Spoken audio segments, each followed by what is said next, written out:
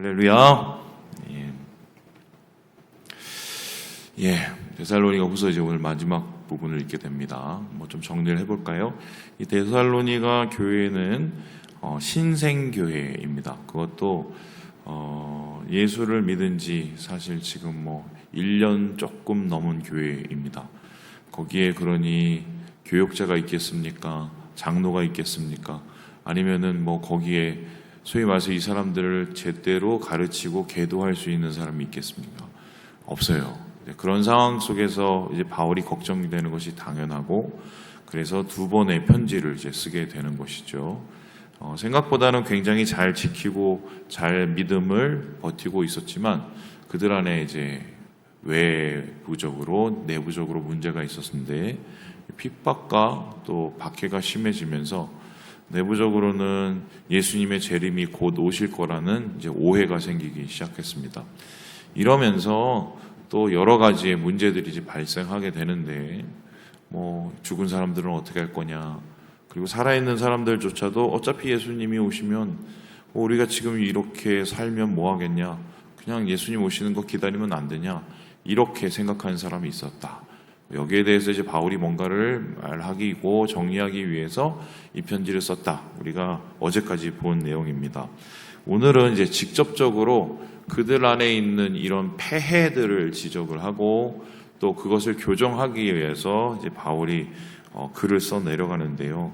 그 문제가 무엇입니까? 바로 이런 사람들 때문입니다. 우리 함께 8절의 말씀을 같이 한번 읽어보도록 하겠습니다. 시작. 누구에게서든지 음식을 값없이 먹지 않고 오직 수고하고 애써 주야로 일함은 너희 아무에게도 배를 끼치지 아니하려 함이니. 이게 이제 무슨 소리냐면은, 교회 안에서 이제 이 교회라는 그곳이 장점도 있지만 단점도 있고 약점도 있는 것이죠. 그 약점을 파고들어서 자신의 욕구를 채우거나 비정상적인 생활을 하시는 사람들이 있었던 것 같습니다. 그럼 그 사람들은 어떤 거냐? 아무것도 안 하는 사람들입니다. 쉽게 말하면 이런 건데, 어차피 예수님 오신다며, 곧 오신다며, 그럼 나 노동하던 거 안 할래. 나 일하던 거 안 하고, 그리고 내가 마땅히 해야 될 일도 안 할래. 그러면은 뭘 먹고 살아야 되지 않습니까? 어떻게 먹고 삽니까? 아니 교회라는 곳은 서로 유무상통하는 곳이라며. 그러면은 있는 사람들이 자기 것 좀 나누면 되잖아.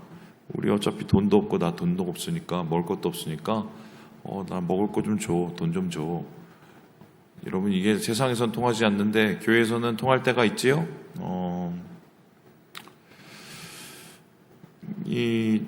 예전에 잠깐 왔다가 가신 분 중에 이제 한 분이 그런 얘기를 하고 그때 가셨습니다. 이제 뭐라고 하냐면, 이 교회는 사랑이 없어, 막 이러고 갔습니다. 물론 이제 저희가 좀 실수한 부분도 있죠. 그리고 또 마음에 안 드실 만한, 오해할 만한 부분도 분명히 있었습니다. 근데 이제 그 얘기를 이제 딱 하고 가면 마음에 송곳처럼 이제 박히지 않습니까? 그래, 우리 교회가 사랑이 없어. 이러면서 생각하면은, 물론 그분의 문제는 분명히 있었거든요. 그럼에도 불구하고 그 말이 이제 마음에 박히면은, 우리가 사랑이 없어, 뭔가 잘못됐나? 이런 걸 이제 파고들잖아요. 아마 이 사람들의 행동들도 수준이 그 정도를 훨씬 넘었던 것 같습니다. 아닌 것 같은데, 저렇게 내버려두면 안 될 것 같은데, 사랑이 뭐니, 교회가 뭐니, 또 연합이 뭐니, 이런 얘기를 하면, 그리고 어디까지, 선이 도대체 어디까지야? 이런 생각이 이제 갈등이 들게 되는 거죠. 그러면서 어떻게 되느냐, 여기 보니까요, 7절에 보니까, 너희 가운데서 무질서하게 행했다라는 말이 나옵니다. 이 사람들 속에서 무질서함이 나타나니까 이런 소리를 했겠죠. 교회 안에서 이런, 소위 말해서 거룩을 가장한 게으름, 이것들이 이제 점점점 이런 모습들이 늘어나면서 더 이상 감당할 수 없는 수준까지 이르게 되는 거죠. 문제는 그런 사람들 없을 수는 없겠죠. 그런데 그런 분들 때문에 기존에 열심히 하고 최선을 다하시던 분들이 괴로워진다는 겁니다. 그래서 이렇게 얘기를 하는데요. 우리 함께 13절의 말씀을 같이 한번 읽어보도록 하겠습니다. 시작. 형제들아 너희는 선을 행하다가 낙심하지 말라. 여기서 말하는 선이라는 것은 뭔가 우리 형제 자매들을 향해서 베푸는 온정과 사랑을 뜻하지요. 나눔과 교제를 뜻합니다. 좋은 마음에 그렇게 하는 거죠. 그런데 이러한 무질서한 일들과 소위 말해서 답이 안 나오는 행동들을 계속하는 분들을 만나시면 이분들이 어떻게 됩니까? 마음이 힘들어지는 거죠. 괴로워지는 거죠. 그리고 나는 좋은 마음으로 했는데 나중에 그 좋은 마음으로 했던 행동들에 대해서 정말 후회를 하게 만드는, 그리고 내 마음이 여러 가지로 불편하게 만드는 이런 일들이 일어나게 된단 말입니다. 그래서 바울은 여기에 대해서 분명하게 결단을 하면서 정리를 해줘야 되는데 무엇이라고 얘기를 합니까?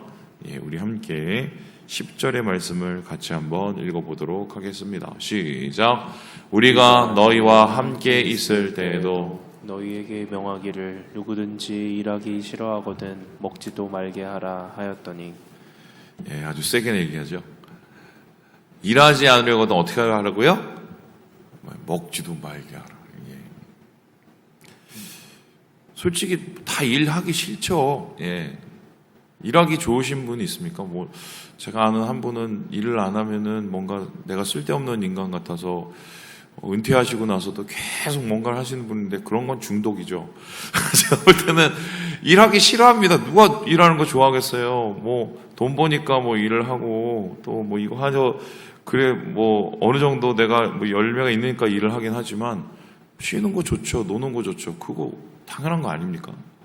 그런데 중요한 건 하나님께서 이 땅 가운데 우리를 세워주시기를 세상 속에서 그냥 살아가는 게 아니라 노동을 하면서 살게 만드셨잖아요.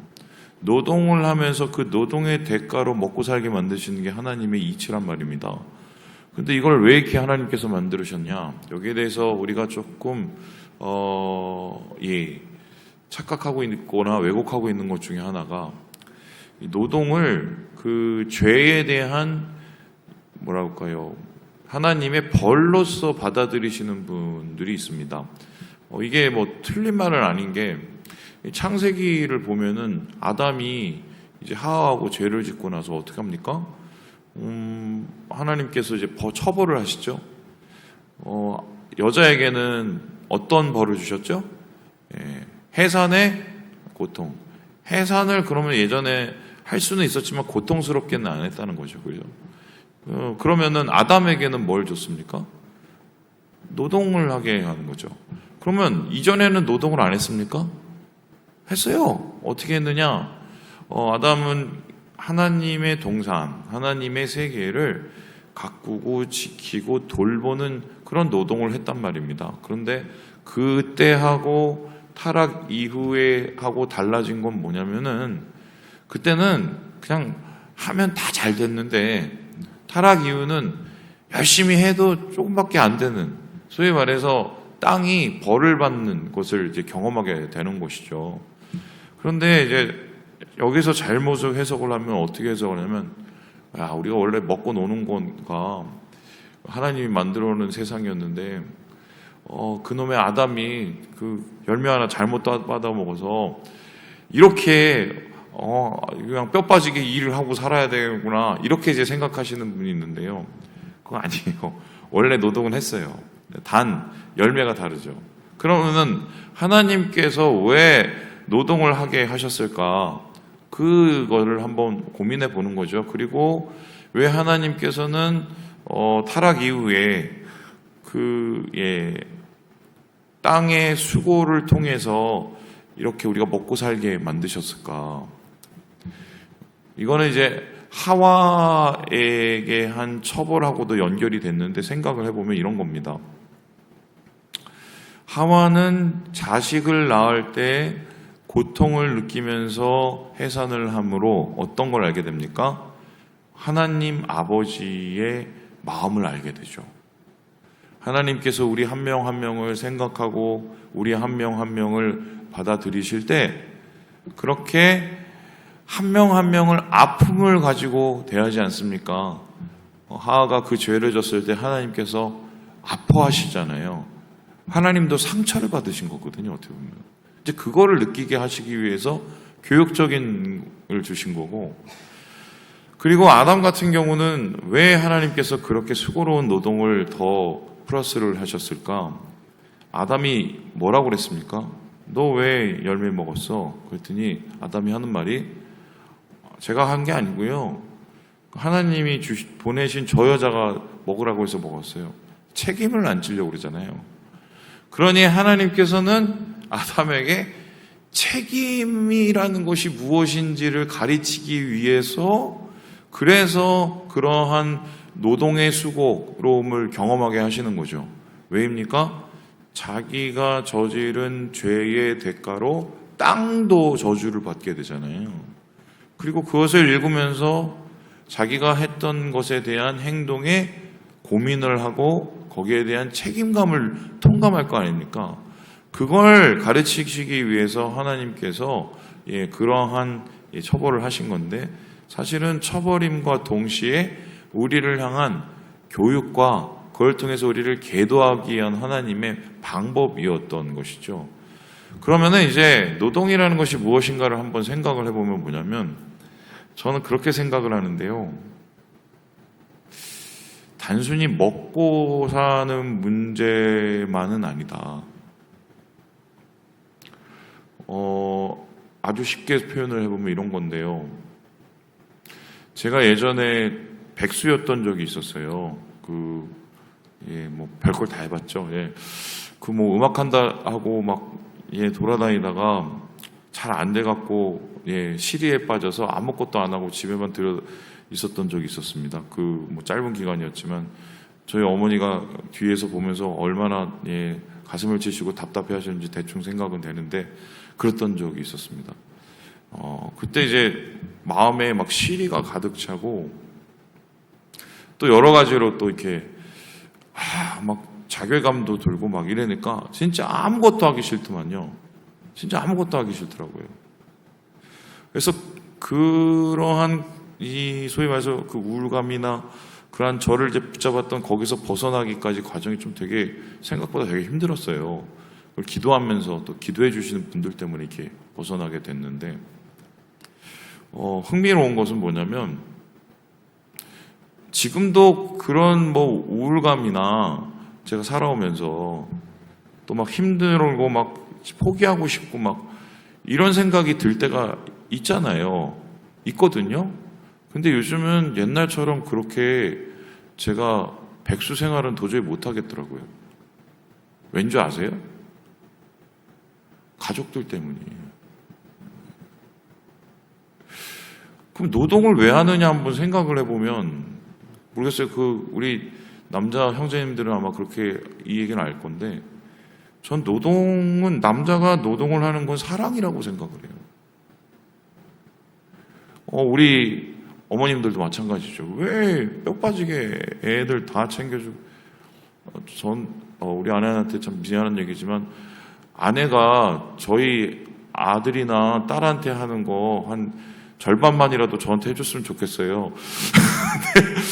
근데 그거는 엄마니까 막 제가 볼 땐 나는 저거 그때 안 되더니 왜 아들한테는 저렇게 해주는 거야? 왜 딸한테는 저렇게 해주는 거야? 그죠? 엄마니까 그러잖아요. 사랑이잖아요. 수고하잖아요. 우리 아버지들도 마찬가지죠. 막 오늘 일하기 싫어. 막 나가기 싫어. 그만하고 싶어. 막 내가 이런 대우를 받고 내가 그러면서도 그 다음날 씩씩거리면서 나가는 게 이게 아버지잖아요. 사랑이거든요, 노동은. 사실 하나님께서 하와나 아담에게 가르치고 싶었던 건 하나님의 마음이고, 하나님의 마음은 우리를 사랑하시는 마음이에요. 사랑해서 일을 하는 거예요. 그렇다면은 교회도 마찬가지인데 교회의 중심은 사랑이잖아요. 사랑. 그러면 우리가 서로 배려하고 서로 나누고 서로를 위해서 또 교제하고 때로는 권면하고, 그런 모든 이유는 뭐냐면 결론은 사랑해서 하는 거예요.